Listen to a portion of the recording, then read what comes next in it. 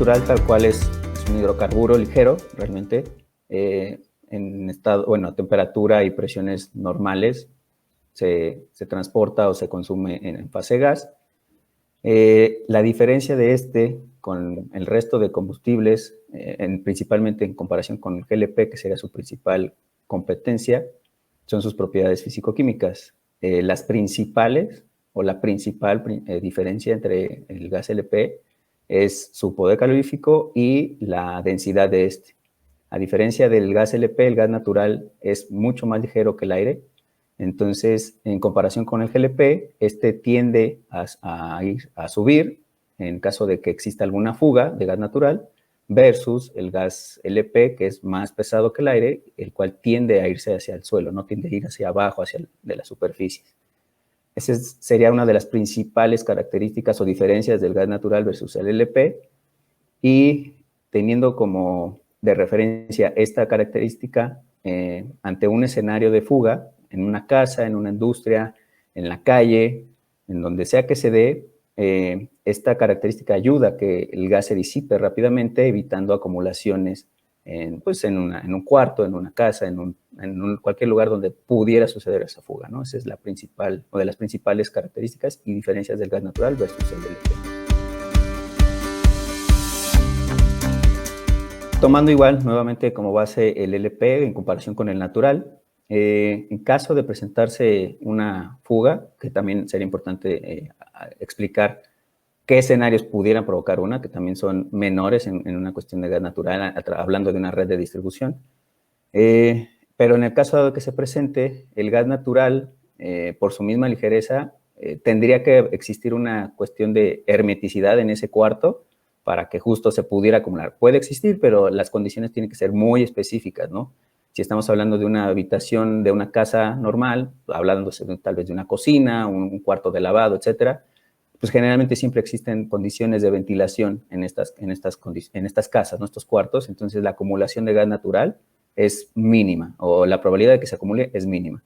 Versus, claro, con el gas LP, ya que, como comentaba hace rato, pues este tiende a irse hacia el suelo, por lo tanto, la manera en la que este puede disiparse en el suelo, pues es mucho más complicado.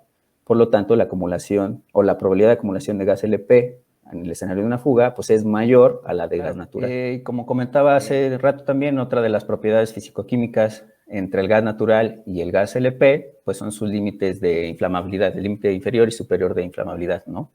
Para el caso del gas natural, de acuerdo a norma, los límites de inflamabilidad inferior y superior están entre el 9,5 y el 15%, versus el del gas LP, que es entre 1,9 y 5%, ¿no? El inferior y superior. ¿Qué significa esto?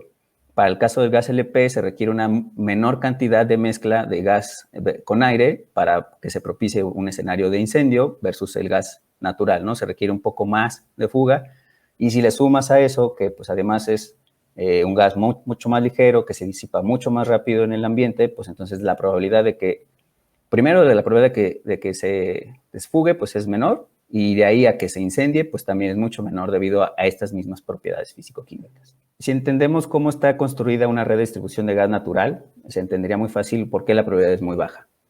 ¿Cómo sucede o cómo están construidas estas?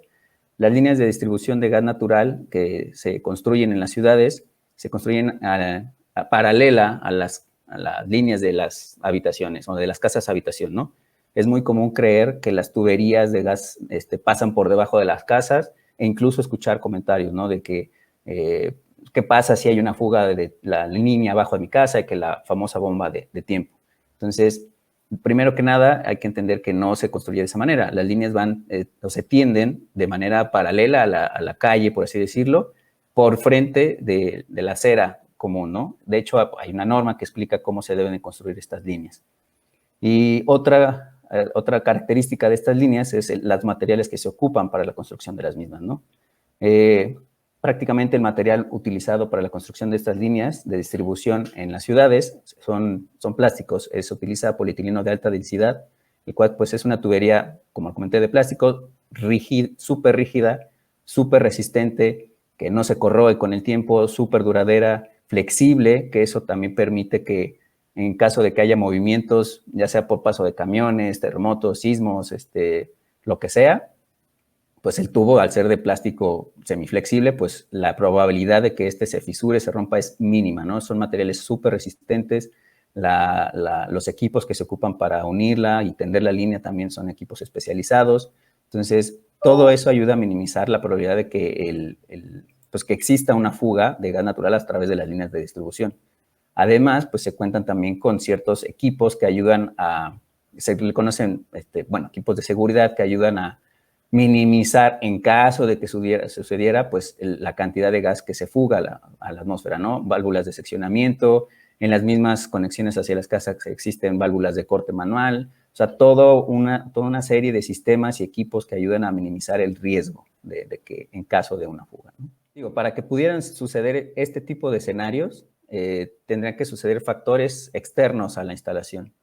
Ejemplo, o incluso la mayoría sucede por excavaciones sobre las líneas de tendido. Ha sucedido en ocasiones en las que por alguna excavación cercana a la línea, porque se va a atender algún otro tipo de servicio, ya sea de fibra óptica, de tubería de agua, etcétera, pues la empresa que está instalando este otro servicio no se percata o no hizo los procedimientos adecuados para saber por dónde pasaba la línea de gas natural y pues con el equipo de excavación pudiera golpear la tubería y al ser un golpe con un equipo, pues se pudiera generar una pequeña fisura en la tubería, ¿no?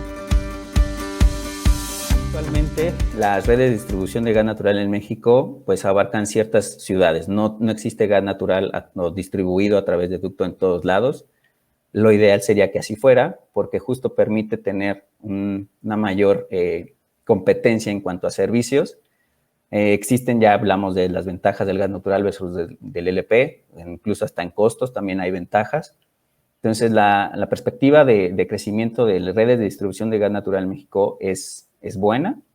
Hoy en día, la ciudad que más redes de distribución tiene es la Ciudad de México, pero la intención es ampliar la cantidad de redes de distribución en las principales ciudades y el resto de poblaciones. La demanda está en crecimiento, eso es bueno. Hay reportes del Cenagas que indican que la necesidad de consumir gas natural en diferentes puntos del país es alta.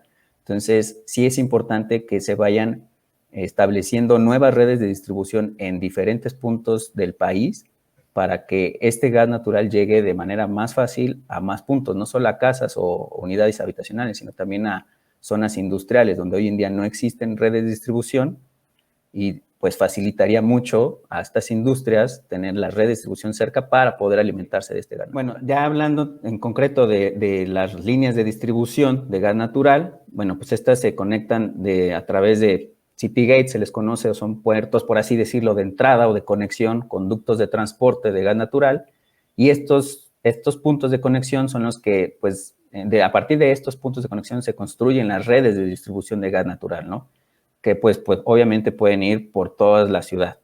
Ya el siguiente punto de la cadena de una línea de distribución de gas natural, evidentemente son los usuarios finales, lo que se conoce como instalaciones de aprovechamiento, las cuales se clasifican pues al menos en 3 rubros de acuerdo a norma, que son comercial, industrial y domésticos.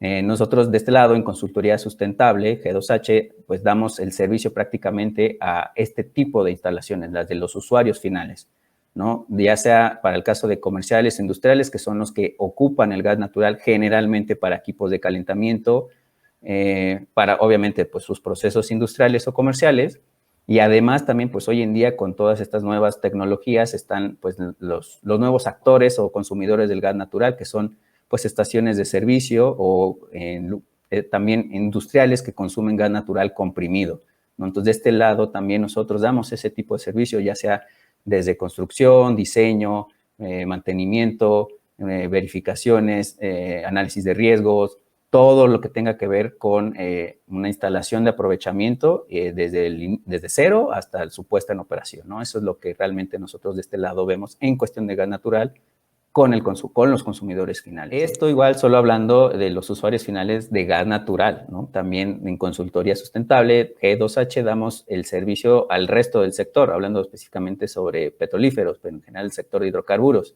Entonces, nuestro fin es dar asesoramiento a los regulados del sector, ofreciendo servicios de regularización y aseguramiento normativo, de acuerdo a las normas que apliquen para cada tipo de combustible.